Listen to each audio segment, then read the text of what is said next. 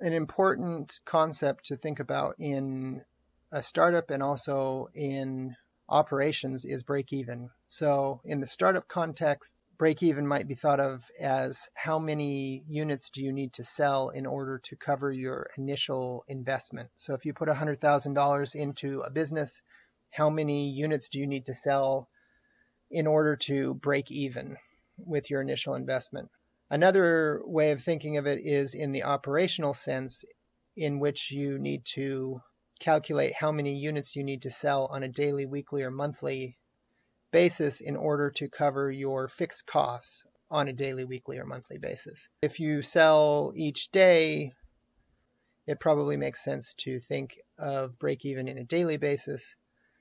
If your sales vary widely from day to day, or you don't have that many sales on a daily basis, and you think more on a weekly basis or a monthly basis, you would do it on a weekly or monthly basis. I'll give you an example on a daily basis. So the Rebel Raspados, we assume that we're going to sell these raspados for $4 a cone.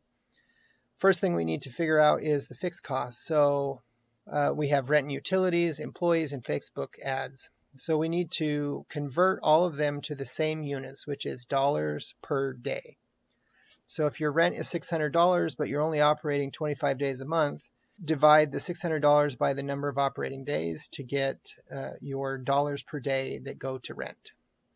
The same with employees. If you have 2 employees, 10 hours a day, $12 an hour, that means that you're spending $240 a day on employees.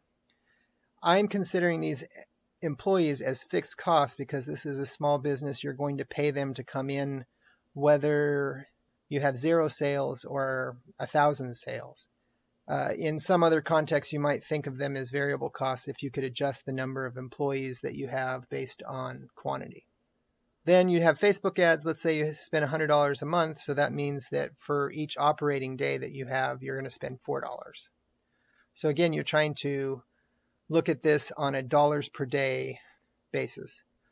Then the variable costs are what actually goes into the product. So the ice, the syrups, the cups, that might be difficult to know exactly how much each of them costs. So what you could do is you could measure across a larger number, let's say 100 cones, and determine, oh, that costs $60 for 100 cones in material. So then you can figure out, well, that's 60 cents per cone. So the daily break even is the fixed cost, the $24 for rent and utilities, $240 for employees, and $4 for Facebook ads, divided by the contribution margin, which is the sales price, $4, minus the variable cost per unit, which is 60 cents. So that gives you 79 cones. So what that means is that each day that you don't sell 79 cones, you're actually losing money by being in business. So you know where you need to be at.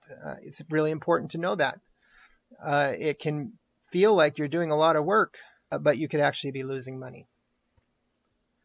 And then one more example of numbers that you might hear in startups. Sometimes you hear some of these terms, and I'm going to just explain really quickly how you get that. For startups that require a lot of upfront costs and maybe coding, advertising to gain users and so forth, the following terms are often used. Sometimes they talk about burn rate, and that's the amount of money that you're spending each month, greater than your sales. If you want to figure out how much runway you have, so let's say you have a model where you need to build a bunch of things in order for you to actually take off as a business, then you would see how much money you have invested and then divide that by the burn rate.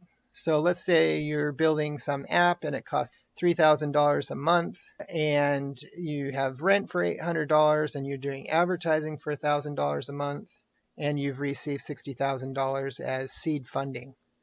So you add up all of your expenses each month, and you get a burn rate of $4,800 per month.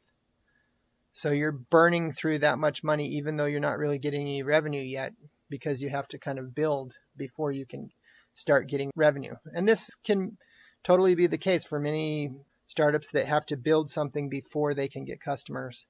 So if that's true, if they have $4,800 per month in burn rate, that means that if they receive $60,000 in initial seed funding, the 60,000 divided by 4,800 per month, that means that they have 12.5 months of runway, meaning that they have to start taking off. The sales have to start taking off and generating revenue within a year, or they have to get more investment, or they're going to go broke.